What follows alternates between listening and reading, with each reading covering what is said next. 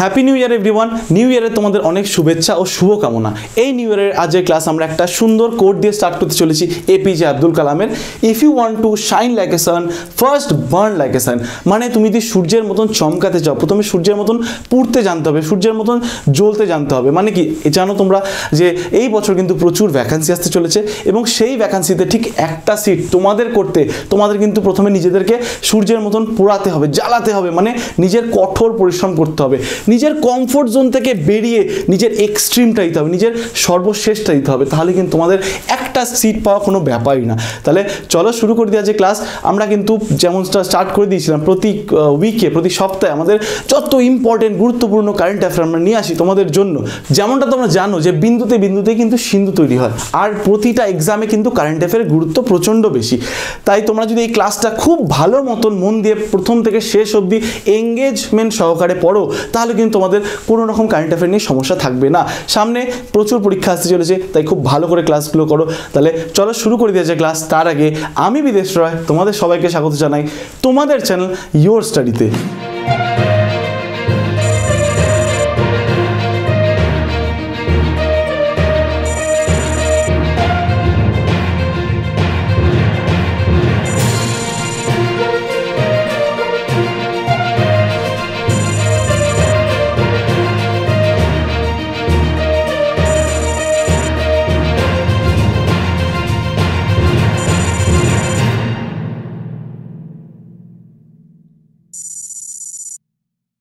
তাহলে আজকে আমরা কভার করতে চলেছি আমাদের বিগত 14 দিনের 26 তারিখ থেকে 8 তারিখ অবধি সমস্ত ইম্পর্টেন্ট কারেন্ট অ্যাফেয়ার। তোমরা জানো বিশেষ কারণবশত আগের সপ্তাহে আমাদের ক্লাসটা আসতে পারিনি, তাই আজকে আমরা টোটাল 14 দিনের কারেন্ট অ্যাফেয়ার একবারে কভার করব। তাহলে চলো দেখে নিই প্রথমেই আমাদের টপ 5 হেডলাইন্স। দেখো প্রথমেই কি আছে, প্রথমেই আছে হলো বিশ্বের প্রথম তালপাতার পাণ্ডুলিপির মিউজিয়াম। বুঝতে পারছো, তালপাতার পাণ্ডুলিপি তারও নাকি আবার মিউজিয়াম তৈরি হয়েছে। কি আশ্চর্য ব্যাপার, কত রকমের মিউজিয়াম আর দেখবো। চলো দেখবো আস্তে আস্তে, দেখো কোথায় তৈরি হয়েছে জানতে পারবে তোমরা। তারপরে দেখো, তারপরে হচ্ছে পশ্চিমবঙ্গে চলে এসছে বন্দে ভারত এক্সপ্রেস। তোমরা সবাই জানো ব্যাপারটা কিন্তু পুরো ভাইরাল, সারা পশ্চিমবঙ্গ ছড়িয়ে গেছে, কিন্তু তারই আজকে আমরা করব পোস্টমর্টম। যে বন্দে ভারত এক্সপ্রেস তার ব্যাপারে সব সম্পূর্ণ ডিটেলস জানবো, দেখতে থাকো পুরো ভিডিও। তারপরে হচ্ছে শুরু হয়ে গেছে হাইড্রোজেন চালিত ট্রেন। এর আগে একবার তোমরা দেখেছিলে যে হাইড্রোজেন চালিত এয়ারক্রাফট এসেছিল, এখন আবার এসে গেছে ট্রেন। কি আশ্চর্য ইন্টারেস্টিং জিনিস। এতদিন আমরা জানতাম কয়লার ট্রেন চলতো, তারপরে ইলেকট্রিকে, এখন নাকি হাইড্রোজেনেও ট্রেন চলছে। তাহলে দেখতে থাকো, তাহলে পুরো বিষয়টা জানতে পারবে। তারপরে দেখো সিয়াচিনে পোস্টিং হলো প্রথম মহিলা অফিসারের। তোমরা জানো সিয়াচিন হচ্ছে বিশ্বের সব থেকে হাইয়েস্ট যে ব্যাটেল গ্রাউন্ড, সেখানে একজন মহিলার পোস্টিং হয়েছে, মহিলা অফিসারের। তাহলে এই ব্যাপারে তোমরা জানতে পারবে এবং প্রতিটা মহিলার জন্য কিন্তু এটা খুব একটা ইন্সপিরেশনাল জিনিস। তাহলে দেখতে থাকো, তাহলে তোমরা সম্পূর্ণ ডিটেলস জানতে পারবে। তারপরে হচ্ছে কে রঞ্জি ট্রফিতে প্রথম ওভারে হ্যাটট্রিক নিয়ে করে ফেললো ইতিহাস। প্রথম ওভারেই 3টে উইকেট নিয়ে ফেলে গড়ে ফেলেছে ইতিহাস। কে করেছে এই বিষয়টা, সেটা আমরা জানবো। তাহলে দেখতে থাকো, শুরু করে দিই আমাদের প্রথম যে টপ কোয়েশ্চেন সেটা দিয়ে। তাহলে প্রথমেই আছে কি, দেখো প্রথমে হচ্ছে পশ্চিমবঙ্গে কোন রুটে প্রধানমন্ত্রী নরেন্দ্র মোদী বন্দে ভারত এক্সপ্রেস ট্রেন চালু করেছে। তোমরা সবাই জানো রুটটা, কিন্তু আমাদের সেটা মেন উদ্দেশ্য নয়। আমাদের বাকি যে বন্দে ভারত তার ব্যাপারে সম্পূর্ণ ডিটেলস জানাটাই কিন্তু উদ্দেশ্য। আমরা কিন্তু শুধু কারেন্ট অ্যাফেয়ার পড়ি না, তার সাথে সাথে বিভিন্ন যত তার পারিপার্শ্বিক যত স্ট্যাটিক আছে সব কিন্তু কভার করি। মানে এক ঢিলে দুই পাখি। তার মানে কি, তোমরা কারেন্ট অ্যাফেয়ারও পড়ছো, সাথে সাথে তোমাদের সম্পূর্ণ স্ট্যাটিকগুলো কিন্তু ক্লিয়ার হয়ে যাচ্ছে। তাহলে তোমরা সবাই জানো যে এটা কিন্তু হাওড়া থেকে নিউ জলপাইগুড়ি রুটে এই ট্রেনটা স্টার্ট হয়ে গেছে। এটা কিন্তু ইতিমধ্যে একটা ভাইরাল নিউজ। এই যে দেখতে পাচ্ছ আমাদের প্রধানমন্ত্রী নরেন্দ্র মোদী ট্রেনটা চালু করেছে। তাহলে চলো এই ট্রেনটার ব্যাপারে একটু দেখি, ডিটেলসে দেখি ট্রেনটা কি। দেখো এই ট্রেনটাকে ট্রেন 18ও বলা হয়। এই ট্রেনটাকে প্রথম যে যখন ট্রেনটা এসেছিল, ট্রেনটাকে কিন্তু ট্রেন 18 নাম দেওয়া হয়েছিল। কেন দেওয়া হয়েছিল জানো? দেখো এই ট্রেনটা প্রথম যখন তৈরি হয়েছিল, এটা তৈরি হতে 18 মাস লেগেছিল। কত মাস? 18 মাস। এবং এই ট্রেনটা কিন্তু আরও দারুণ ইন্টারেস্টিং সব ফ্যাক্ট আছে, দেখতে থাকো তাহলে তোমরা জানতে পারবে। ট্রেনটাকে বলা হয় semi high speed electric multiple unit ট্রেন। ঠিক আছে, সেমি হাই স্পিড ট্রেন। এটা কিন্তু বুলেট ট্রেন না, তোমরা কিন্তু কেউ কনফিউজ হবে না যেটা বুলেট ট্রেন। বুলেট ট্রেন আলাদা জিনিস, এটা কিন্তু সেমি হাই স্পিড ট্রেন। এটা কিন্তু সর্বাধিক এখন আমাদের চলছে মোটামুটি 130, এবং আমাদের যে রুটটায় চালু হয়েছে সেখানে কিন্তু আরও স্পিড কম। এটা সর্বাধিক যেতে পারে 200 কিলোমিটার, 160 থেকে 200 কিলোমিটার স্পিড হাইয়েস্ট নিতে পারে। তাই এটা কিন্তু একদমই বুলেট ট্রেন নয়। তারপরে দেখো এটা প্রথম কবে আমাদের ইন্ডিয়াতে আনা হয়েছিল, এটা কিন্তু ইন্ডিয়াতেই তৈরি হয়েছে, এটা কিন্তু ভেরি ইম্পর্টেন্ট একটা পয়েন্ট মাথায় রাখতে হবে। এটা কিন্তু দেশীয়ভাবে তৈরি, মানে ইন্ডিজিনাসলি মেড যাকে বলা হয়, সেটা 2019-এ চালু হয়েছিল এবং বর্তমানে এটা কিন্তু টোটাল 7খানা রুটে চলছে, সারা ভারতবর্ষে জুড়ে 7খানা রুটে চলছে। তারই যে সপ্তম ভার্সনটা সেটা হচ্ছে আমাদের হাওড়া থেকে নিউ জলপাইগুড়ি। দেখো এটা প্রথম কবে চালু হয়েছিল, ফেব্রুয়ারি 2019, দিল্লি থেকে বারাণসী অবধি কিন্তু এটা প্রথম চালু হয়েছিল। তারপরে দেখো এটা কোথায় তৈরি হয়েছিল প্রথম, এটা কিন্তু আমাদের জানতেই হবে, এটা কিন্তু ভেরি ইম্পর্টেন্ট, সেটা হচ্ছে integral coach factory Chennai, ICF. দেখবে তোমরা যে অনেক ট্রেনের গায়ে লেখা থাকে দেখবে আইসিএফ, তার ফুল ফর্ম কি, অনেক সময় আমাদের পরীক্ষায় কিন্তু ফুল ফর্ম জিজ্ঞেস করে, তাই সেটা কিন্তু আমাদের মাথায় রাখতেই হবে। ফুল ফর্ম হচ্ছে ইন্টিগ্রাল কোচ ফ্যাক্টরি, সেটা কোথায় আছে, সেটা চেন্নাইতে আছে। এবং যেটা সবথেকে ইম্পর্টেন্ট সেটা হচ্ছে মেক ইন ইন্ডিয়া, এটা কিন্তু ভারতবর্ষেই তৈরি হয়েছে, ইন্ডিজিনাসলি মেড, দেশীয়ভাবে তৈরি। এর মধ্যে তোমাদের জন্য একটা প্রশ্ন আছে, তোমরা কিন্তু অবশ্যই এর উত্তর করবে, তাহলে কিন্তু তোমাদের এটা কিন্তু আমাদের অলরেডি প্রিভিয়াস ইয়ারে আসা একটা প্রশ্ন, আমাদের কিন্তু WBCS এই প্রশ্ন এসেছিল, পশ্চিমবঙ্গের প্রথম লোকাল ট্রেন রুট কোথা থেকে কোথায় চালু হয়েছিল। ভেরি ইম্পর্টেন্ট প্রশ্ন, তোমরা কিন্তু অবশ্যই কমেন্ট বক্সে জানাবে। চলো আরও কিছু দেখে নিই। এটা হচ্ছে সেলফ প্রোপেলেন্ট ট্রেন। দেখো এটা কিন্তু একটা দারুণ একটা ইন্টারেস্টিং ফ্যাক্ট এই ট্রেনটার ব্যাপারে, সেটা হচ্ছে এই ট্রেনটার কিন্তু কোনো ইঞ্জিন নেই, দেখতে পাচ্ছ এই ট্রেনটা হচ্ছে একদম মেট্রো ট্রেনের মতন একটা দেখতে। আমরা নর্মালি যে কোনো এক্সপ্রেস ট্রেন কি দেখি, যে ট্রেনের সামনে লাগানো থাকে একটা বিরাট বড় একটা ইঞ্জিন, সেই ইঞ্জিন টেনে নিয়ে যাচ্ছে সব বগিগুলোকে, কিন্তু এই ট্রেনগুলো একটা অত্যাধুনিক ট্রেন, যাদের বলে সেলফ প্রোপেলেন্ট ট্রেন। মানে কি, ট্রেনগুলোর নিজস্ব, প্রতিটা বগির নিজস্ব ক্ষমতা আছে এনার্জি জেনারেট করা, এবং তার ফলে কি হয়, সেই ট্রেনগুলো কিন্তু খুব সহজেই স্পিড গেইন করতে পারে এবং খুব সহজেই ব্রেকও করতে পারে। তাই জন্য ট্রেনগুলো কিন্তু স্পিডও বেশি, এবং আমাদের যে নর্মাল ট্রেন আছে, যে এক্সপ্রেস ট্রেন, সেগুলো কিন্তু এর তুলনায় অনেকটা স্লো। তার কারণ কি, সেগুলোকে কিন্তু এতগুলো বগিকে একটা মাত্র ইঞ্জিন টেনে নিয়ে যায়। তাই এটা কিন্তু একটা দারুণ ফিচার, এটা কিন্তু মনে রাখতে হবে। নো ইঞ্জিন, কোনো ইঞ্জিন নেই, প্রতিটা বগির নিজস্ব ক্ষমতা আছে ট্রেনটাকে চালিত করার। তারপরে প্রশ্ন কি আছে দেখিনি, চলো দেখো। তারপরে আছে বিশ্বের প্রথম তাল পাতার পাণ্ডুলিপির মিউজিয়াম কোথায় শুরু হয়েছে। বুঝতে পারছো, তাল পাতার উপর আগেকার দিনে লেখা হতো, তোমরা জানো, সেই তালপাতার পাণ্ডুলিপি, সেটাকেই সংগ্রহ করে একটা মিউজিয়াম গোটা তৈরি করে ফেলা হয়েছে। দারুণ একটা ইন্টারেস্টিং জিনিস। আমরা কত রকম মিউজিয়াম দেখেছি, ঐতিহাসিক জিনিসের মিউজিয়াম হয়, এটাও কিন্তু একটা কাইন্ড অফ ঐতিহাসিক জিনিস। সেই তারই একটা সংগ্রহ বানানো হয়েছে কোথায়, সেটা হচ্ছে আমাদের কেরালাতে। কোথায় হয়েছে, আমাদের কেরালাতে। এই যে মিউজিয়ামের ছবিটা তোমরা দেখতে পাচ্ছ, এই যে মিউজিয়াম, এটা কিন্তু সম্প্রতি চালু হয়ে গেছে। তাহলে চলো এইবার করব কেরালার পোস্টমর্টম। কেরালার পরে সব দারুণ দারুণ ইনফরমেশন আমরা জেনে নেব। দেখো কেরালাকে কি বলা হয়, দেখো এখানে যে কটা পয়েন্ট দেওয়া আছে ভেরি ইম্পর্টেন্ট, কিন্তু তোমরা আগামী যে কোনো পরীক্ষা দেখা গেলো এখান থেকে একটা কোয়েশ্চেন পেয়ে যেতেই পারো। তাই আমরা প্রতিটা প্রশ্ন করব, সাথে করব তার পোস্টমর্টম, তার স্ট্যাটিকের সব দেখে নেব। তাহলে দেখো প্রথমেই আছে কেরালাকে কি বলা হয়, গডস ওন কান্ট্রি। ঠিক আছে, এরকম প্রতিটা সিটির একটা করে নাম হয়, তেমনি আমাদের কেরালারও একটা নাম আছে, সেটাকে বলা হয় গডস ওন কান্ট্রি। দেখো কেরালার ব্যাপারে আরও কি জানতে পারি, এটা খুব ইন্টারেস্টিং জিনিস, এটা হচ্ছে highest female two mail ratio, মানে প্রতি 1000 জন মানুষে প্রতি 1000 মেল, তার অনুপাতে 1084 1084 খানা ফিমেল আছে। মানে সারা দেশ জুড়ে কিন্তু ম্যাক্সিমাম যেটা দেখা যায়, অধিকাংশ ক্ষেত্রে দেখা যায়, সেটা হচ্ছে পুরুষদের সংখ্যা বেশি হয় মেলদের থেকে, কিন্তু এখানে ফিমেলদের সংখ্যা বেশি মেলদের থেকে। এটা কিন্তু ভেরি ইম্পর্টেন্ট একটা পয়েন্ট। আমরা কারেন্ট অ্যাফেয়ার তো দেখবোই, স্ট্যাটিকগুলো কিন্তু মাথায় সঙ্গে সঙ্গে নিয়ে চলবো। তাহলে চলো তারপরে দেখিনি, তারপরে কি আছে, তারপরে আছে হচ্ছে হাইয়েস্ট লিটারেসি রেট, মানে সর্বাধিক শিক্ষার হার কোন রাজ্যে, কেরালা রাজ্যই কিন্তু সব থেকে বেশি হাইয়েস্ট লিটারেসি রেট 93.91%। এত 93% মানুষ কিন্তু শিক্ষিত, এটা কিন্তু মাথায় রাখতে হবে, ভেরি ইম্পর্টেন্ট।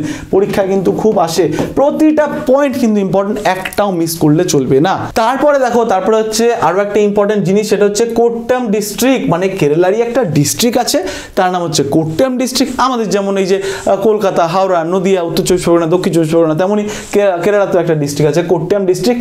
সেই ডিস্ট্রিক্টে কিন্তু সর্বাধিক, দেশের মধ্যে সব থেকে বেশি লিটারেসি রেট কত পার্সেন্ট, 97.17% মানুষ কিন্তু সেখানে শিক্ষিত। ঠিক আছে, তারপরে হচ্ছে second in the corruption list, মানে হচ্ছে যে করাপশন, যে দুর্নীতি হয়, সেই লিস্টে কিন্তু মোটে সেকেন্ডে, মানে এখানে করাপশনের রেট কিন্তু সব থেকে কম, মানে দ্বিতীয়তম আছে। প্রথম স্থানে হচ্ছে আমাদের হিমাচল প্রদেশ। ঠিক আছে, ভেরি ইম্পর্টেন্ট সব পয়েন্ট, সেগুলো কিন্তু তোমরা মাথায় রাখবে। এগুলো কিন্তু সব এক একটা বিভিন্ন সার্ভে থেকে এসছে, যেমন আমাদের লিটারেসি রেট আসে আমাদের সেন্সাস থেকে, তেমনই এই যে করাপশন, এগুলো সব একটা করে সার্ভে হয়, সেই সার্ভের মাধ্যমে এগুলো কিন্তু জানতে পারা যায়। তারপরে দেখো তারপরে কি আছে, তারপরে আছে হলো হাইয়েস্ট রাবার প্রোডাকশন, মানে আমাদের দেশ জুড়ে যে রাবার উৎপন্ন হয় সেটার মধ্যে কোন স্টেট সব থেকে হাইয়েস্টে আছে, সেটা হলো আমাদের কেরালা। কেরালা হচ্ছে হাইয়েস্ট রাবার প্রোডাকশন, রাবার প্রোডাকশনের দিক দিয়ে কিন্তু হাইয়েস্ট হচ্ছে কেরালা, ভেরি ইম্পর্টেন্ট।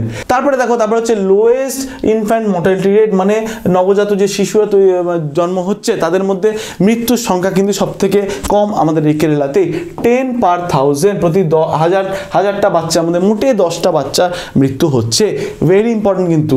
তারপরে দেখো তারপরে হচ্ছে হাইয়েস্ট লাইফ এক্সপেক্টেন্সি, মানে হচ্ছে মানুষ বাঁচার সম্ভাবনা এখানে বেশি, মানে বেশি বয়স ধরে বাঁচে কিন্তু এই কেরালা রাজ্যতেই পুরো ভারতবর্ষের মধ্যে। তারপরে দেখো জিরো হোমলেস স্টেট, মানে মানুষের যাদের ঘর নেই বাড়ি নেই এরকম মানুষের সংখ্যা কিন্তু সব থেকে কম হচ্ছে আমাদের কেরালাতে। তারপরে দেখো নো ডোমেস্টিক এয়ারপোর্ট, এই রে তার মানে কি এয়ারপোর্টই নেই না, একদমই না, মানে যে কটা এয়ারপোর্ট আছে সবগুলো কিন্তু ইন্টারন্যাশনাল এয়ারপোর্ট, ডোমেস্টিক এয়ারপোর্ট নেই, মানে বুঝতে পারছো সব বড় বড় এয়ারপোর্ট, তাহলেই না সেগুলো ইন্টারন্যাশনাল ফ্লাইটকে বহন করতে পারবে। তারপরে দেখো আরও একটা ভেরি ইম্পর্টেন্ট পয়েন্ট, দেখো এটা কিন্তু আমাদের যে জিওগ্রাফির পয়েন্ট থেকে ভেরি ইম্পর্টেন্ট। এখানে এই কেরালা রাজ্যে কিন্তু সাউথ ইন্ডিয়ার সব থেকে হাইয়েস্ট যে পিক বা চূড়া মাউন্টেন যে পিক হয় সেটা কিন্তু আছে, নাম কি আনাইমুডি, এটা কিন্তু আমাদের ওয়েস্টার্ন ঘাটেরই একটা পার্ট, সেটা হচ্ছে সাউথ ইন্ডিয়ার পুরো দক্ষিণ ভারতের সব থেকে হাইয়েস্ট পিক। ঠিক আছে, চলো তাহলে দেখে নিলাম কোথায় পাণ্ডুলিপির মিউজিয়াম তৈরি হয়েছে এবং যেখানে তৈরি হয়েছে তারই একদম পুরো পোস্টমর্টম। তারপরে হচ্ছে দেশের প্রথম কোন রাজ্যে যা মুখ্যমন্ত্রী এবং মন্ত্রী পরিষদকে লোকপালের আওতায় নিয়ে এসেছে, মানে কি লোকপাল মানে কি প্রথমে সেটা জেনে নিই, তারপরে আমরা কোয়েশ্চেন আনসারটা দেখবো। দেখো লোকপাল হলো একটি দুর্নীতি বিরোধী যে কর্তৃপক্ষ, মানে এই যে দেশে এত দুর্নীতি হয় তার বিরুদ্ধে একটা অর্গানাইজেশন বা একটা কর্তৃপক্ষ বা একটা বডি গঠন করা হয়েছে, সেটাকে বলে লোকপাল। এবং এটারও আর একটা ভাগ আছে দেখতে পাচ্ছ, কেন্দ্র ক্ষেত্রে বলে লোকপাল, রাজ্যর ক্ষেত্রে বলে লোকায়ুক্ত। ঠিক আছে, এটা কিন্তু তোমাদের পলিটি পয়েন্ট অফ ভিউ থেকে ভেরি ইম্পর্টেন্ট, তো তোমরা পলিটি যখন পড়বে এর ব্যাপারে আরও ডিটেলস পড়তে পারবে।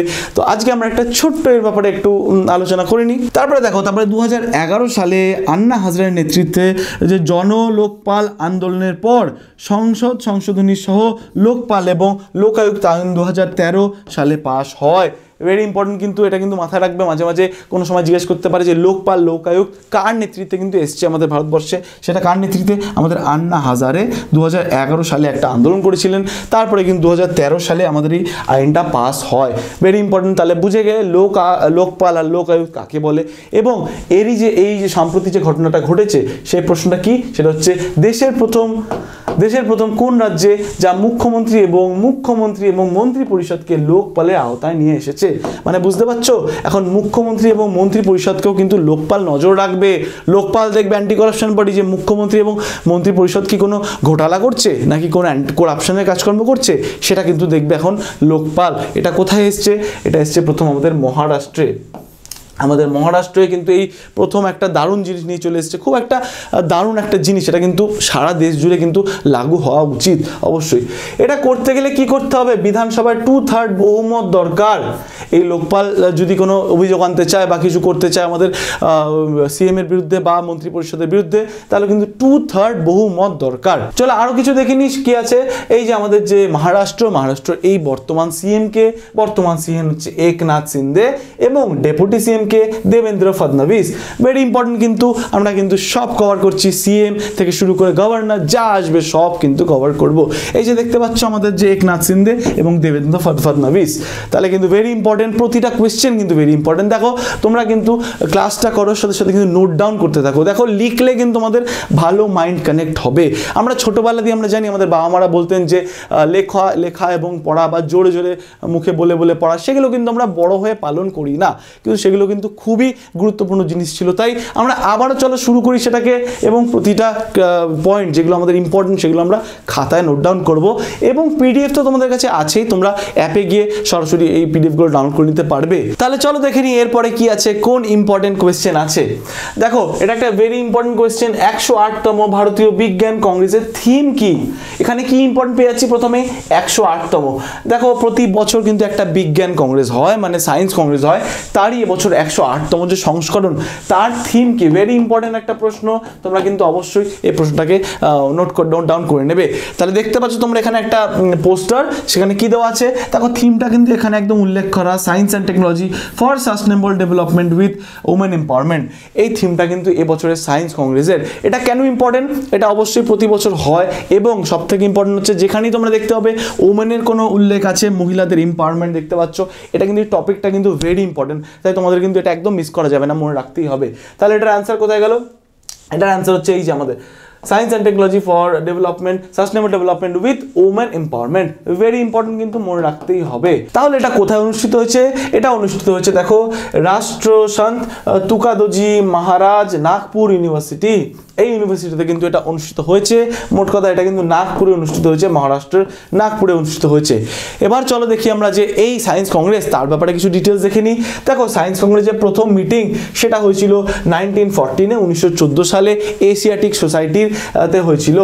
এই এশিয়াটিক সোসাইটির তখনকার যে প্রেসিডেন্ট ছিলেন তিনি কে, আমাদের আশুতোষ মুখার্জি, ইনি ছিলেন তখনকার যে প্রেসিডেন্ট, এবং তিনি কিন্তু তখনকার ভাইস চ্যান্সেলর ছিলেন কোথাকার, আমাদের ক্যালকাটা ইউনিভার্সিটির। ক্যালকাটা ইউনিভার্সিটি কবে গঠন হয়েছে তোমরা এটা কমেন্ট বক্সে জানাও, এটা কিন্তু ভেরি একটি ইম্পর্টেন্ট প্রশ্ন, আমাদের কিন্তু ইতিহাসে এই প্রশ্নটা জিজ্ঞেস করেই ফেলে। তাহলে বোঝা গেল সায়েন্স কংগ্রেস কোথায় হয়েছে। চলো তাহলে দেখিনি এরপরে প্রশ্ন কি আছে। দেখো কে সম্প্রতি রেলওয়ে বোর্ডের চেয়ারম্যান ও সিইও হিসাবে নিযুক্ত হয়েছেন, ভেরি ইম্পর্টেন্ট প্রশ্ন, কিন্তু আমাদের প্রতি বছর যে কোনো এক্সামে কিন্তু অ্যাপয়েন্টমেন্ট থেকে প্রশ্ন আসবেই।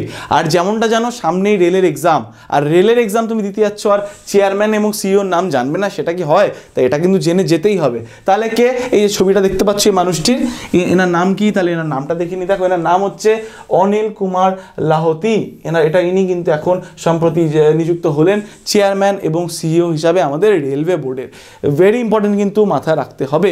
তাহলে চলো কিছু স্ট্যাটিক দেখে নিই, ভেরি ইম্পর্টেন্ট স্ট্যাটিক, রেলের হেডকোয়ার্টার এবং জোন, এটা কিন্তু আমাদের পরীক্ষায় আসেই, প্রতিটা পরীক্ষা একটা দুটো প্রশ্ন এখান থেকে আসেই। এখানে প্রচুর দেখেছো 17টা মতন আমাদের টোটাল যে রেলওয়ে হেডকোয়ার্টার এবং জোন আছে। তাহলে সব কটা আমরা এখানে কভার করব না, আমরা কিছু কিছু কভার করব, তোমরা বাকিটা দেখে নেবে। দেখো আমরা প্রথমেই যেটা এখানে মেইনলি আমাদের কলকাতা সেক্টরটা কভার করব। আমাদের ইস্টার্ন রেলওয়ে, যে আমাদের কলকাতা সেক্টর যে ইস্টার্ন রেলওয়ে, সেটার হেডকোয়ার্টার কোথায়, সেটা অবশ্যই কলকাতায়, এবং আমাদের সাউথ ইস্টার্ন রেলওয়ের হেডকোয়ার্টারও কিন্তু আমাদের কলকাতায়, ভেরি ইম্পর্টেন্ট। বাকিগুলো তোমরা অবশ্যই দেখে নেবে। দেখো আমাদের শিলিগুড়ি বা উত্তরবঙ্গের সাইডে কিন্তু নর্থ ইস্ট ফ্রন্টিয়ার রেলওয়ে চলে, তার যে হেডকোয়ার্টার সেটা কিন্তু গুয়াহাটিতে।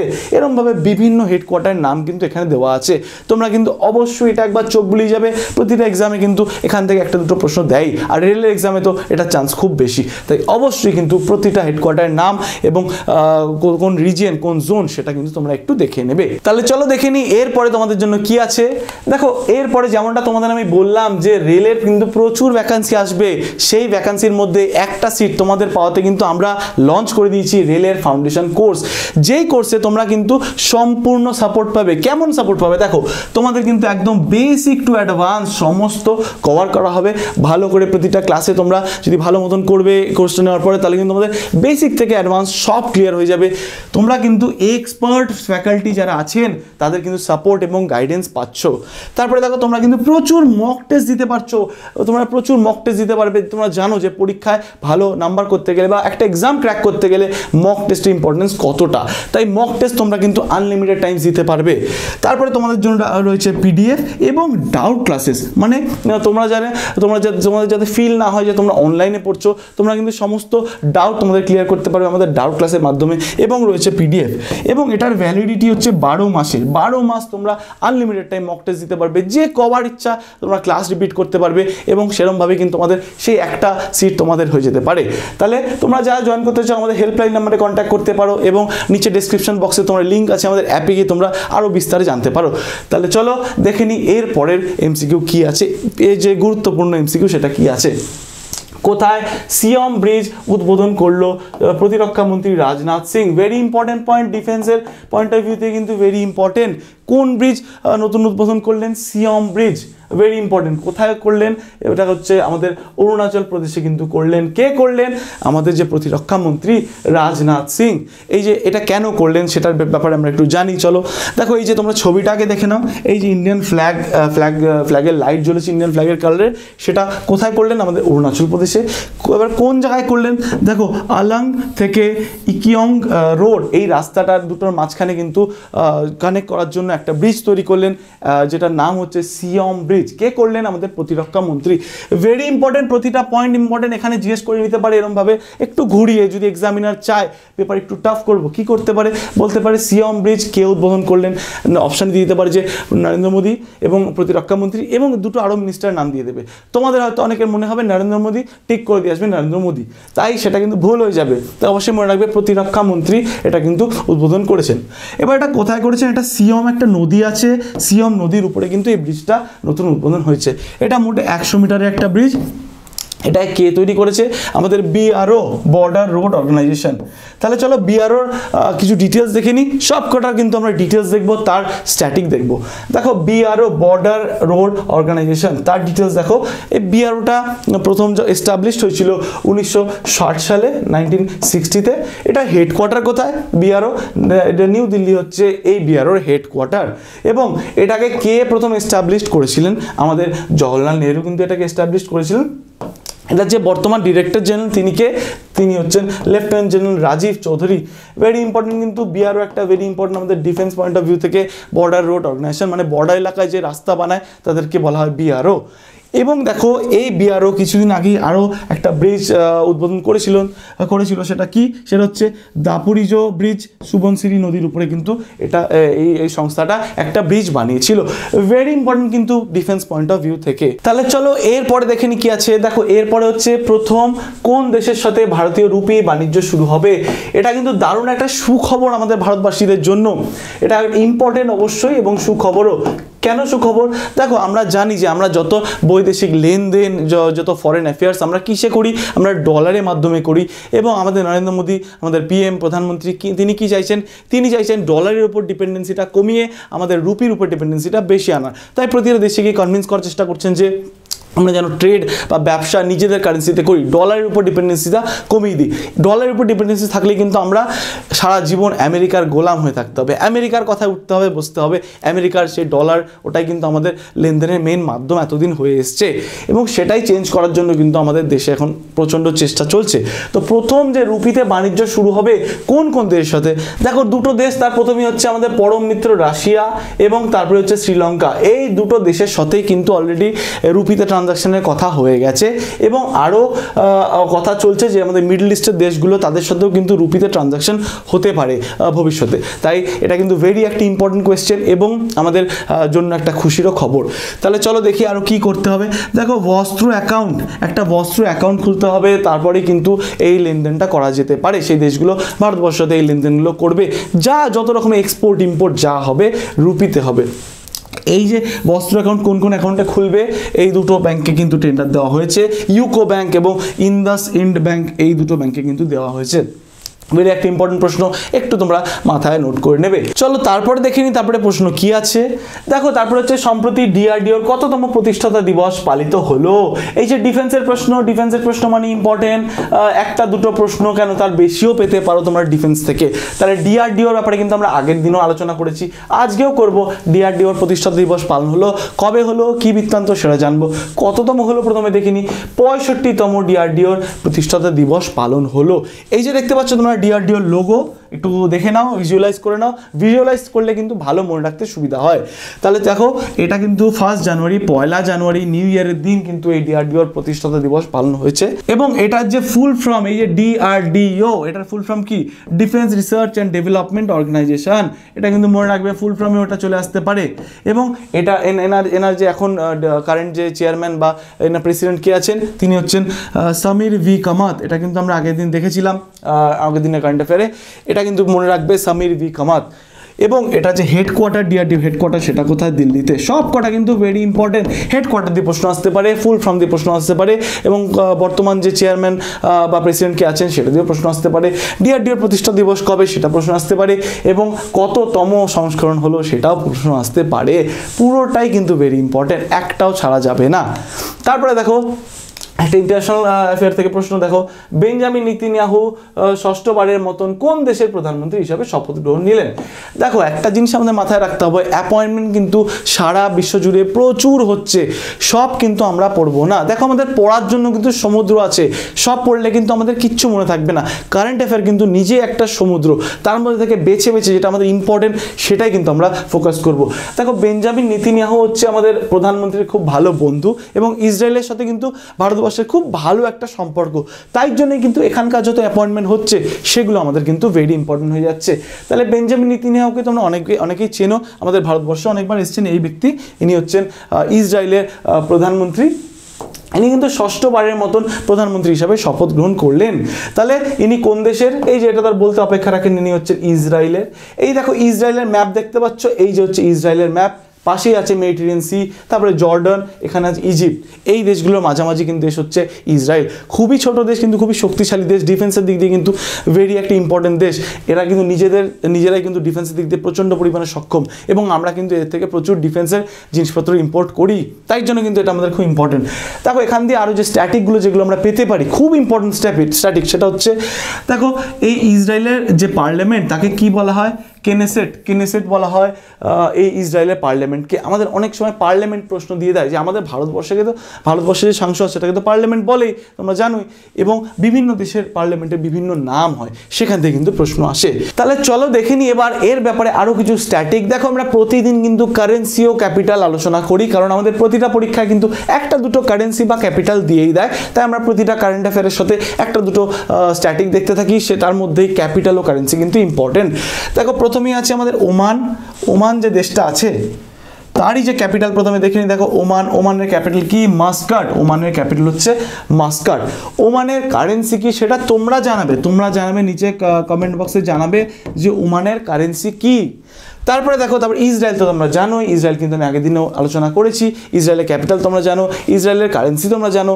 তাহলে দেখে নিই তারপরে কি আছে। তাই ইসরায়েল আমরা দেখবো না আজকে আমরা দেখবো তারপরে জর্ডানের ক্যাপিটাল হচ্ছে আমান, এবং জর্ডানের যে কারেন্সি সেটা হচ্ছে দিনার। কি? জর্ডানের ক্যাপিটাল হচ্ছে আমান, এবং জর্ডানের যে কারেন্সি মুদ্রা সেটা হচ্ছে দিনার। তারপরে দেখো যে ইয়েমেন যে দেশটা আছে সেটার যে সেটার ক্যাপিটাল হচ্ছে সানা, এবং তার যে কারেন্সি সেটাকে বলে রিয়াল। ঠিক আছে, ভেরি ইম্পর্টেন্ট কিন্তু মনে রাখবে। আর তোমরা অবশ্যই মাস্কাটের এই কারেন্সিটা জানাও।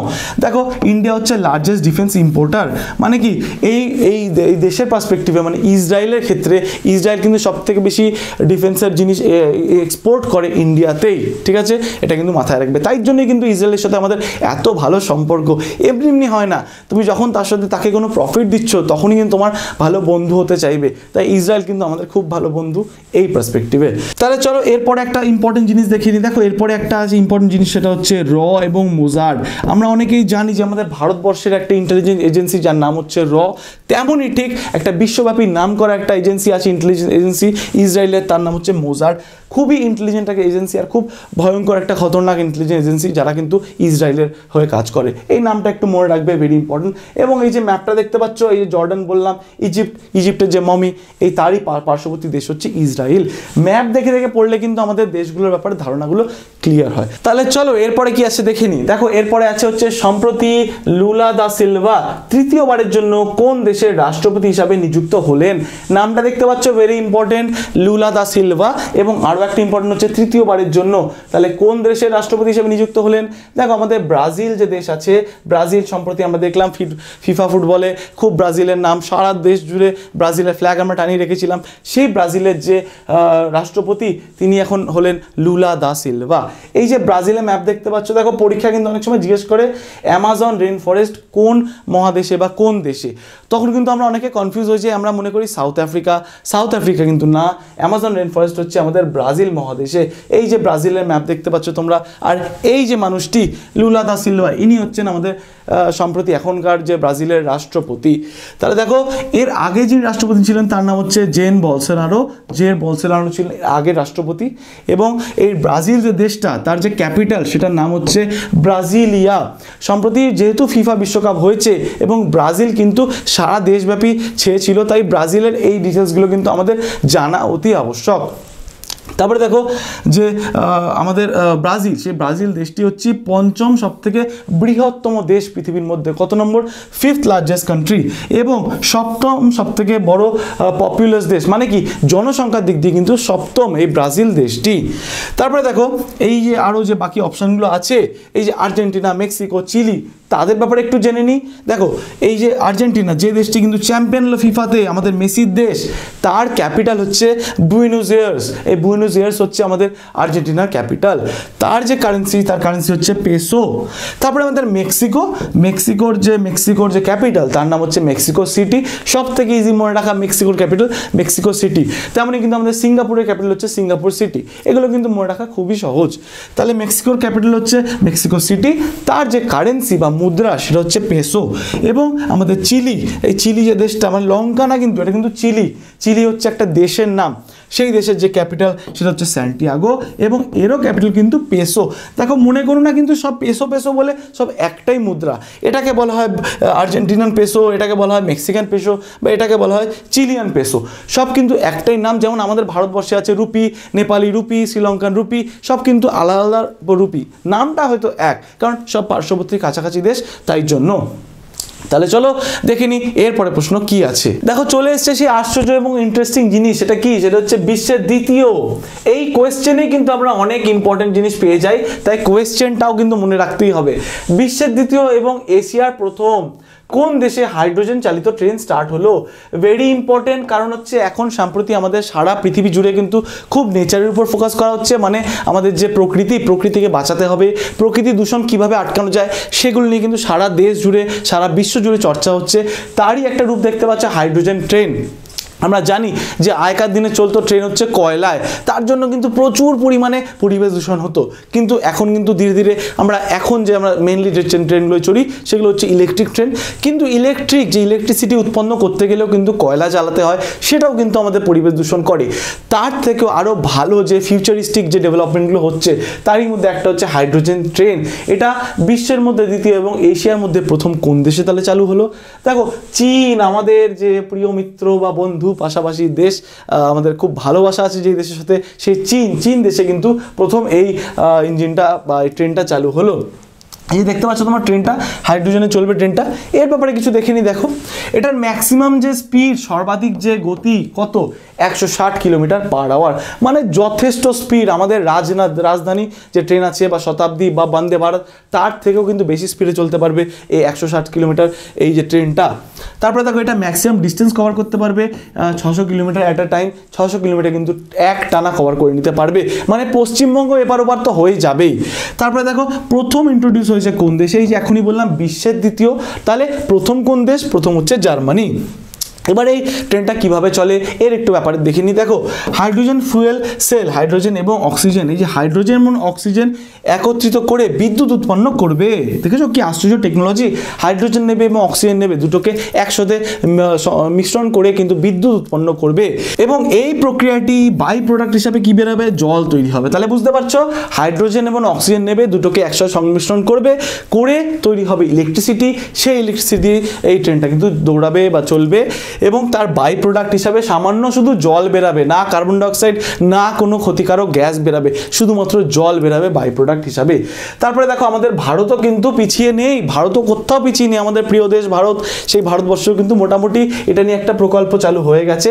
দেশীয়ভাবে তৈরি হবে আমাদের ভারতবর্ষে এরকম একটা ইঞ্জিন, আমাদের ভারতীয় ইঞ্জিনিয়ারদেরই দ্বারা। সব কিন্তু এখন দেশীয়ভাবে তৈরি হচ্ছে। আমরা আর কারোর উপর ডিপেন্ডেন্ট থাকতে চাই না। আমরা এখন বিজনেসও করবো রুপিতে এবং আমাদের দেশের মধ্যেই সব তৈরি করব।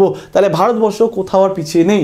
দেখো ভারতবর্ষে কিন্তু সোনিপত, যে হরিয়ানার সোনিপত থেকে জিন্দ, এই দুটো জায়গার মধ্যে 89 কিলোমিটার রেঞ্জে একটা কিন্তু ট্রেন এরকম অলরেডি আনার প্রকল্প হচ্ছে, এরকম চলে আসবে কিছুদিনের মধ্যেই। সেই ট্রেনটা কিন্তু মেন যে টার্গেট আমাদের রেলওয়ে যে টার্গেট নিয়েছে net zero carbon emitter by 2030, একদম জিরো কার্বন এমিশন করবে 2030-এর মধ্যে, তারই সেই টার্গেটের মধ্যে কিন্তু এই প্ল্যানটা করা হয়েছে। ভেরি ইম্পর্টেন্ট কিন্তু আমাদের science and tech point of view থেকে ভেরি ইম্পর্টেন্ট। আমাদের এখন জানি আমরা যেহেতু প্রচুর পরিবেশ নিয়ে ফোকাস দেওয়া হচ্ছে, তাই এইসব প্রশ্ন কিন্তু খুব ইম্পর্টেন্ট হয়ে যাচ্ছে আমাদের পরীক্ষা পয়েন্ট অফ ভিউ থেকে। তাহলে চলো এরপরে কি প্রশ্ন আছে দেখে নিই। দেখো চলে এসছে একটা উৎসবের প্রশ্ন। দেখো চলছে উৎসবের মরশুম, তোমরা জানো সবাই, তাই এই উৎসব মরশুমে কিন্তু একটা দুটো উৎসবের প্রশ্ন দিয়েই থাকে, প্রতিটা পরীক্ষায় কিন্তু ফেস্টিভ্যাল থেকে প্রশ্ন আসেই। তাহলে দেখো এখানে কি আছে, জেলিয়ানগ্রং সম্প্রদায়ের মানুষ দ্বারা গান এনগাই উৎসব পালন করা হচ্ছে কোথায়। এবার দেখো এই প্রশ্নের মধ্যেই কিন্তু আমরা খুব দুটো ইম্পর্টেন্ট জিনিস পেয়ে গেলাম, সেটা কি জেলিয়ানগ্রং সম্প্রদায়ের একটা মানুষ যারা এই যে গান এনগাই উৎসবটা পালন করছে। এই যে তোমরা ছবিটা একটু দেখে নাও, দেখো ভিজুয়ালাইজ করাটা খুব দরকার, চোখে দেখে আর পড়াটা দুটো মিলিয়ে যখন পড়বে তুমি সেই কম্বিনেশন কিন্তু খুব ভালো করে মনে থাকে। এই যে এই মানুষগুলো দেখতে পাচ্ছ নিজেদের পোশাক পরে সাজগোজ করে এই উৎসবটা পালন করছে। এই যে উৎসবটা সেটা কোন রাজ্যে পালন হচ্ছে, মণিপুর। এই মণিপুরে কিন্তু এই উৎসবটা পালন হচ্ছে। এইটা কিসের উৎসব, মেনলি এটা কিসের উৎসব, এটা হচ্ছে প্রধান ফসল কাটার উৎসব। আমরা জানি আমাদের সারা দেশ জুড়ে কিন্তু ফসল কাটা হয়, সেই ফসল কাটাতেই কিন্তু একটা করে উৎসবও পালন করা হয়। সেই উৎসব কিন্তু এই নর্থ ইস্টেও পালন হয়। এই যে উৎসবটা তাকে কি বলা হয়, চাক্কান গান এনগাই। এই যে পুরো নামটা একটু দেখে জাস্ট মনে রাখলেই হবে। তাহলে চলো আরও কিছু স্ট্যাটিক দেখে নিই, প্রতিটা প্রশ্নে কিন্তু আমরা স্ট্যাটিক দেখবই। ভারতবর্ষে বিভিন্ন ফসল কাটার উৎসব কি কি আছে। প্রথমেই আমাদের পশ্চিমবঙ্গ 11 নম্বর আছে, দেখতে পাচ্ছ এই যে পশ্চিমবঙ্গ। নবান্ন, আমাদের ওই নবান্ন না যেখানে কিন্তু দিদি বসে, এই নবান্ন কিন্তু একটা উৎসব। ওই নবান্ন যে দিদির নবান্ন সেটাও কিন্তু এর উপরেই নামকরণ করা হয়েছে। ফসল কাটার একটা উৎসব আমাদের পশ্চিমবঙ্গে পালন হয়, এবং বিভিন্ন আরও উৎসব চলো এক এক করে দেখে নিই। মকর সংক্রান্তি, এগুলো কিন্তু পরীক্ষায় জিজ্ঞেস করেই, অবশ্যই জিজ্ঞেস করতে পারে এখান এটা কোন রাজ্যে পালন করা হয়, তাই অবশ্যই কিন্তু তোমরা এটা খুব ভালো করে দেখে নাও। দেখো মকর সংক্রান্তি পালন হয় উত্তরপ্রদেশে, বৈশাখী পালন হয় পাঞ্জাব হরিয়ানাতে, লোহড়িও কিন্তু যে পালন হয় সেটাও কিন্তু পাঞ্জাবে। প্রতিটা নাম কিন্তু এবং রাজ্য কিন্তু ভেরি ইম্পর্টেন্ট। তারপরে দেখো বিহু, তোমরা সবাই জানো, আর এক্সামিনার্স ফেভারিট কোশ্চেন, বিহু কোথায় পালন হয় সবাই জানো, এবং পরীক্ষা কিন্তু বারেবার আসে। বিহু পালন হয় আসামে। বসন্ত পঞ্চমী, এটা কোথায় পালন হয়, উত্তর ভারতের দিকে, নর্থ ইন্ডিয়ার যত রাজ্যগুলো আছে সেখানে কিন্তু পালন হয়। তারপরে দেখো ওয়ানগালা, এই যে দেখো এক্সাম কিন্তু কঠিন হচ্ছে, তাই আমাদের কিন্তু সেরমভাবেই তৈরি হতে হবে। বিহু এসে এসে কিন্তু মোটামুটি সবাই জেনে গেছে, তাই আমাদের কিন্তু যেগুলো আসেনি সেগুলোর জন্য তৈরি হতে হবে। ওয়ানগালা এটা কোথায় হয়, দেখো নর্থ ইস্টে হয়, গারো উপজাতির মানুষরা কিন্তু এটা মেনলি পালন করে। কি নাম হচ্ছে ওয়ানগালা। তারপরে দেখো একটা হচ্ছে কা পমব্লাক নখরেম, এটা কোথায় পালন হয়, এটা হচ্ছে আমাদের মেঘালয়তে পালন হয়। এইখান থেকে আমার একটা জিনিস মনে পড়ছে, মেঘালয়ের একটা ন্যাশনাল পার্ক, তার নাম হচ্ছে নকরেক, তো সেখান থেকে কিন্তু মনে রাখতে পারো নখরেম হচ্ছে আমাদের মেঘালয়ে পালন হচ্ছে, এবং মেঘালয়ের একটা ন্যাশনাল পার্ক হচ্ছে নখরেক ন্যাশনাল পার্ক। তারপরে দেখো পোঙ্গল, এই যে পোঙ্গলের ব্যাপারেও তোমরা সবাই জানো, যেমন বিহু কমন তেমনই পোঙ্গলও কিন্তু কমন। পোঙ্গলও কিন্তু প্রতিবার পরীক্ষা জিজ্ঞেস করে যে পোঙ্গল কোথায় পালন হয়, সেটা হচ্ছে আমাদের তামিলনাড়ুতে। তারপরে হচ্ছে নৌখাই, এটাও ভেরি ইম্পর্টেন্ট, প্রতিটা কিন্তু ইম্পর্টেন্ট, একটাও কিন্তু তোমরা ছাড়তে পারবে না। দেখো এই যে নৌখাই, এটা কিন্তু আমাদের পার্শ্ববর্তী রাজ্য উড়িষ্যায় পালন হয়। তারপরে হচ্ছে দেখো গুডি পাডওয়া, এই নামগুলো দেখো, এই নামগুলো একটু খটোমটো নাম, কিন্তু জাস্ট ভিজুয়ালাইজ করলেই আর সমস্যা সব মিটে যাবে। দেখো গুডি পাডওয়া, এটা হচ্ছে আমাদের মারাঠিরা পালন করে, মানে আমাদের মহারাষ্ট্রে পালন হয়। তারপরে তো তোমরা দেখলে আমাদের প্রিয় পশ্চিমবঙ্গ নবান্ন পালন হচ্ছে, এবং তারপরে আর একটা ওনাম যে উৎসবটা আছে ওনাম, এই ওনাম উৎসবটা কিন্তু পালন হচ্ছে কেরালাতে, সেই আমাদের গডস ওন কান্ট্রি সেই কেরালাতে পালন হচ্ছে। ভেরি ইম্পর্টেন্ট, কিন্তু তোমরা কিন্তু সবকটা মনে রাখবে। তাহলে আরও কিছু স্ট্যাটিক দেখে নিই, স্ট্যাটিকের কিন্তু ভান্ডার আছে। দেখো প্রথমে হচ্ছে মণিপুর এবং মিজোরাম, এই দুটো ক্যাপিটাল কে জানাবে, তোমরা জানাবে। এই দুটো রাজ্যের ক্যাপিটাল কি তোমরা জানাবে কমেন্ট করে। তারপরে দেখো নাগাল্যান্ডের ক্যাপিটাল হচ্ছে কোহিমা, এবং অরুণাচল প্রদেশের যে ক্যাপিটাল সেটা হচ্ছে ইটানগর। দেখো তোমরা আগে সব কমেন্টে জানাবে, এবং তার যে উত্তরগুলো হবে তোমাদের কিন্তু আমি সেগুলো পরের দিন ক্লাসে আলোচনা করব। তাই অবশ্যই নিজেরা কিন্তু এঙ্গেজ হও। যখন তোমরা, আমি তোমাদের প্রথমেই বললাম যে লেখা আর পড়া এই দুটো যখন করা হয় তখন কিন্তু আমাদের ব্রেন ভালো সেটাকে ক্যাপচার করে রাখতে পারে, মনে রাখতে পারে। তাই আমরা এখন ডিজিটাল ওয়ার্ল্ডে আমরা লিখবো কীভাবে, কমেন্টে লিখবো, তাই অবশ্যই কমেন্ট করে জানাও। তাহলে এই হয়ে গেল আমাদের এই যে উৎসব, তারই এক বিশ্লেষণ। তারপরে দেখো একটা বই, আমরা সব রকম কভার করব, বুকস অ্যান্ড অথর্স কিন্তু ভেরি ইম্পর্টেন্ট। তারই মধ্যে দেখো forks in the road, my days at RBI and beyond. Very important, মানে খুব গুরুত্বপূর্ণ একটা বই। সেই বই প্রতি বছর প্রতিদিন কিন্তু প্রচুর বই লঞ্চ হচ্ছে, সব কিন্তু পড়তে হয় না, তার মধ্যে সব থেকে গুরুত্বপূর্ণগুলো কিন্তু আমরা পড়বো।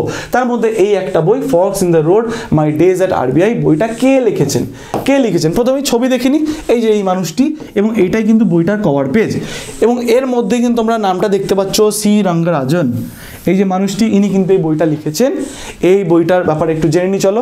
এই যে সি রঙ্গরাজন, এ দেখো এই বইটা কেন ইম্পর্টেন্ট, এই মানুষটি ইম্পর্টেন্ট, তার কারণ হচ্ছে প্রথমে দেখো ইনি হচ্ছেন ফর্মার গভর্নর অফ আরবিআই, মানে ইনি কিন্তু আরবিআই আমাদের রিজার্ভ ব্যাঙ্ক অফ ইন্ডিয়ার গভর্নর ছিলেন, এবং তিনি কিন্তু আমাদের পার্লামেন্টও ছিলেন, পার্লামেন্ট এমপিও ছিলেন। ইনি টোটাল লিখেছেন 13খানা বই, এবার তার মধ্যে লেটেস্ট হচ্ছে এটা।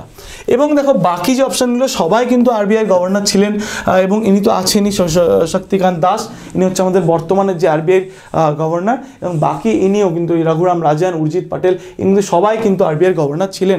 তাই প্রতিটা মানুষের ব্যাপারে একটু একটু জানা কিন্তু আমাদের অতি আবশ্যক। দেখো প্রথমেই দেখতে পাচ্ছ রঘুরাম রাজনের কিছু বই দেখো, অনেক বই তো লিখেছেন, তার মধ্যে সব বই কভার করা তো সম্ভব না, তাই যে মোস্ট ইম্পর্টেন্ট বই সেগুলো আমরা দেখব। I do what I do, the three pillar, এই দুটো বই কিন্তু লিখেছেন রঘুরাম রাজন, ভেরি ইম্পর্টেন্ট, মাথায় রাখতেই হবে। তারপরে দেখো উর্জিত পাটেল আমাদের যে গভর্নর ছিলেন, তার একটা লেখা বই হচ্ছে ওভারড্রাফট সেভিং দ্য ইন্ডিয়ান সেভার, এটা হচ্ছে এই দুটো মানুষের যে বই। তাহলে চলো এরপরে আরও কিছু স্ট্যাটিক দেখে নিই, আরবিআই পোস্টমর্টম করি। চলো এখান থেকে কিন্তু তোমরা মোটামুটি ইকোনমিক্স, জিওগ্রাফি, হিস্ট্রি সব সাবজেক্টের কিছু না কিছু তথ্য পাবেই। তাহলে আরবিআইয়ের ব্যাপারে দেখে নিই, আরবিআই কবে এস্টাবলিশ হয়েছে? 1935, very important, economics point of ভিউতে কিন্তু 3 স্টার ইম্পর্টেন্ট একদম। দেখো আরবিআই এস্টাবলিশ হয়েছে 1935-এ, প্রথম যে হেডকোয়ার্টার হয়েছিল আরবিআই সেটা হচ্ছে আমাদের কলকাতায়, যেটা এখনও আছে।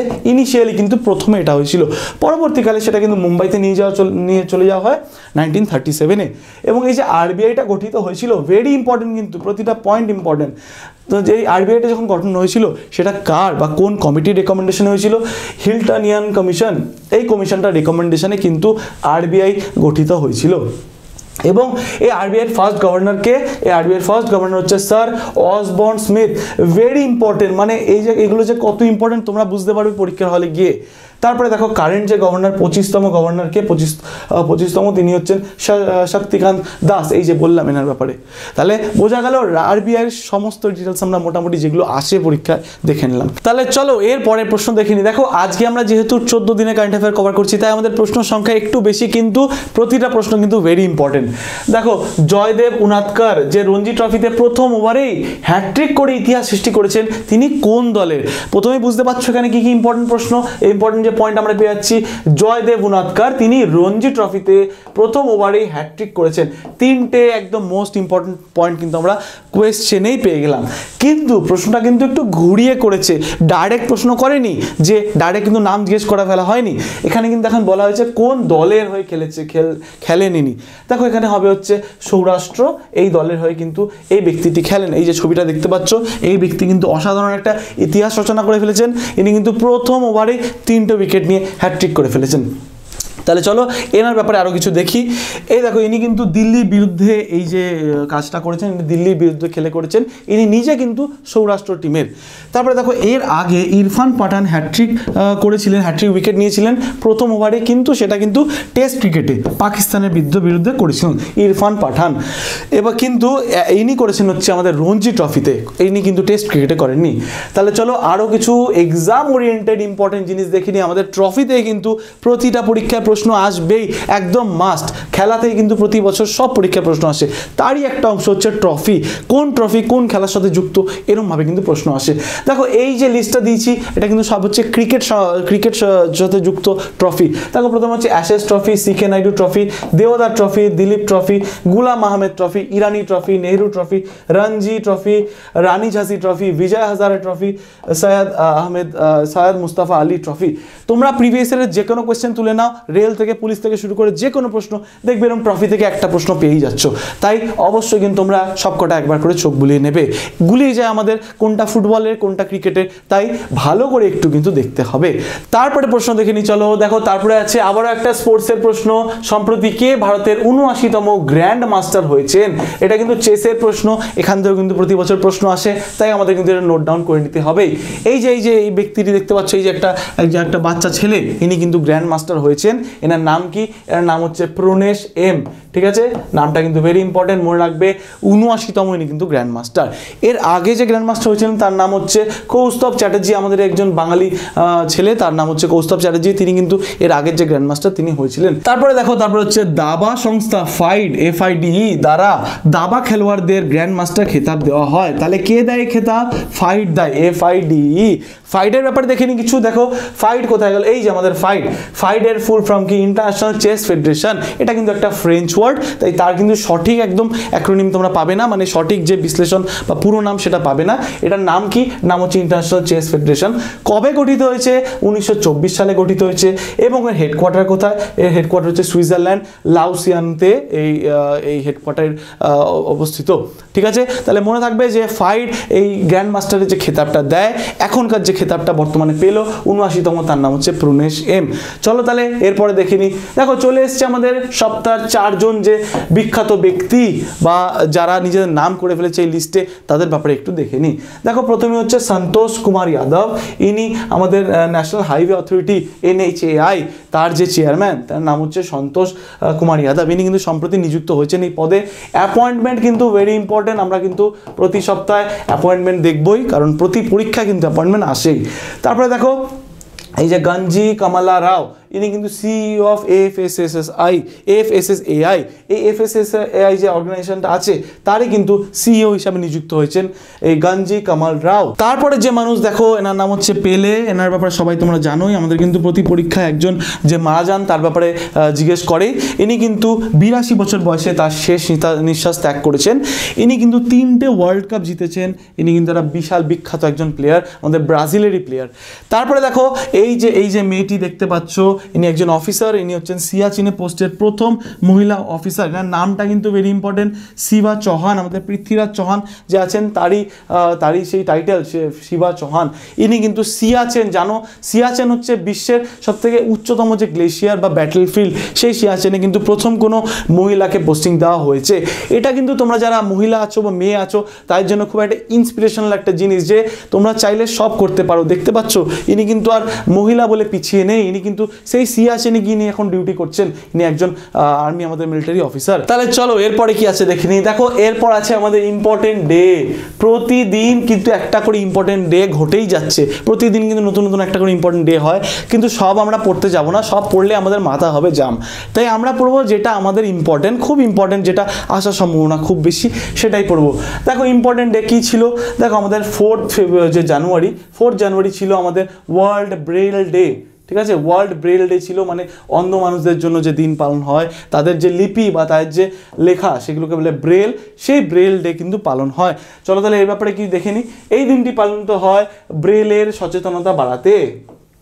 ব্রেল যে একটা লিপি আছে তার যে সচেতনতা বাড়াতে কিন্তু এই দিনটা পালন হয়। কবে পালন হয়? 4 জানুয়ারি। এবং লুইস ব্রেল, এই যে মানুষটি দেখতে পাচ্ছ, লুইস ব্রেলের জন্মবার্ষিকী স্মরণে এই দিনটি কিন্তু পালন হয়। ভেরি ইম্পর্টেন্ট কিন্তু মনে রাখবে। তিনি প্রথম 1809 সালে ব্রেল স্ক্রিপ্ট আবিষ্কার করেন। ব্রেল যে স্ক্রিপ্ট 1809 সালে কিন্তু এই ব্যক্তি কিন্তু আবিষ্কার করেন এই ব্রেলের যে লিপি বা এই স্ক্রিপ্ট। কবে পালিত হয়? 4 জানুয়ারি। ভেরি ইম্পর্টেন্ট কিন্তু মনে রাখবে। এই ছিল আমাদের এই সপ্তাহের যে ইম্পর্টেন্ট যে কারেন্ট অ্যাফেয়ার বা গুরুত্বপূর্ণ যে প্রশ্নগুলো, যেগুলো কিন্তু পরীক্ষায় আসার চান্স খুব বেশি। তাই তোমরা কিন্তু অবশ্যই পুরো ক্লাসটা দেখবে এবং প্রতিটা কারেন্ট অ্যাফেয়ার কিন্তু নোট ডাউন করে নেবে।